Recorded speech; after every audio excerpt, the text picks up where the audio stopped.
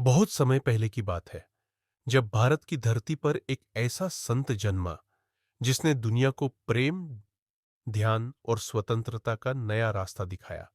उसका नाम था रजनीश, जिसे आगे चलकर दुनिया ने जाना ओशो के नाम से। ओशो बोले कम, लेकिन जब बोलते थे तो शब्द नहीं, मंत्र बरसते थे। लाखों लोग उनके प्रवचनों को सुनने आते और उनमें डूब जाते। इन्हीं लाखों भक्तों में एक नाम और जुड़ा, शीला पटेल। एक नौजवान जो स्विट्जरलैंड में पढ़ाई कर रही थी, लेकिन दिल से ओशो की भक्ति में डूबी थी।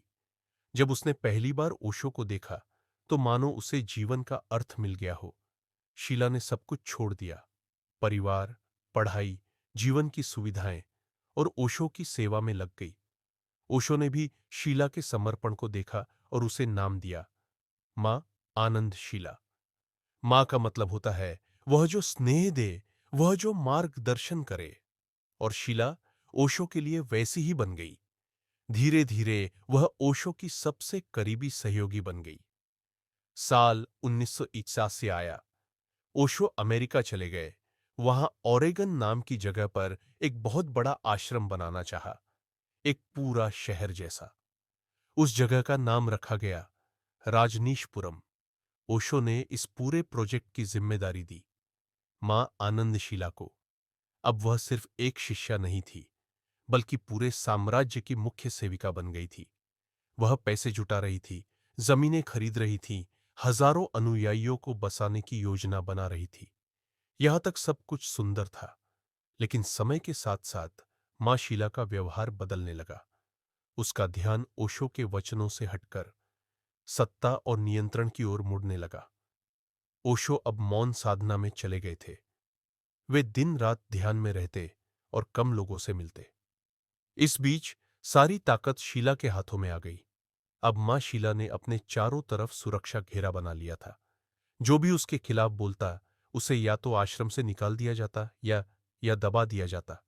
धीरे धीरे ओशो का शांतिपूर्ण आश्रम राजनीतिक और षड्यंत्रों का अखाड़ा बन गया। साल 1954 में अमेरिका के इतिहास का सबसे बड़ा बायोटेरर अटैक हुआ। राजनीशपुरम के अनुयायियों ने शीला के नेतृत्व में स्थानीय रेस्तराओं और दुकानों में सलाद के ऊपर बैक्टीरिया डाल दिए। इसका उद्देश्य था लोगों को बीमार कर चुनाव में जीत हासिल करना। यह सब किसी को पता नहीं था, पर जब बाद में सच्चाई सामने आई तो पूरी दुनिया चौंक गई। ओशो मौन से बाहर आए। उन्होंने मीडिया के सामने आकर कहा, मां आनंदशीला ने मेरे नाम का दुरुपयोग किया है। मैंने उसे जिम्मेदारी दी थी, लेकिन उसने मेरे मिशन को कलंकित कर दिया। शीला को जब इस बारे में पता चला तो वह रातों रात अमेरिका से भाग गई।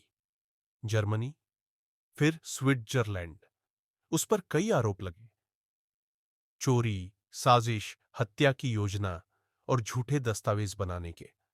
उसे गिरफ्तार किया गया और जेल भी हुई। मां शीला ने बाद में कहा, मैंने ओशो से प्रेम किया, पर उन्होंने मुझे छोड़ दिया। उन्होंने मुझसे सब कुछ करवाया, लेकिन अंत में मुझे अकेला छोड़ दिया। और ओशो ने भी कहा, मैंने उसे अधिकार दिए, लेकिन उसने मेरे विश्वास को तोड़ दिया। ओशो और शीला की यह कहानी हमें सिखाती है कि जब श्रद्धा में अहंकार मिल जाए तो पवित्रता भी मैली हो जाती है।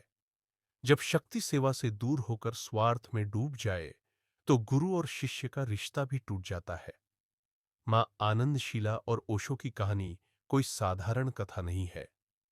यह है एक प्रेम, विश्वास, सत्ता और पछतावे की अद्भुत गाथा। एक ऐसी गाथा जो आज भी लोगों के दिलों को झकझोर देती है।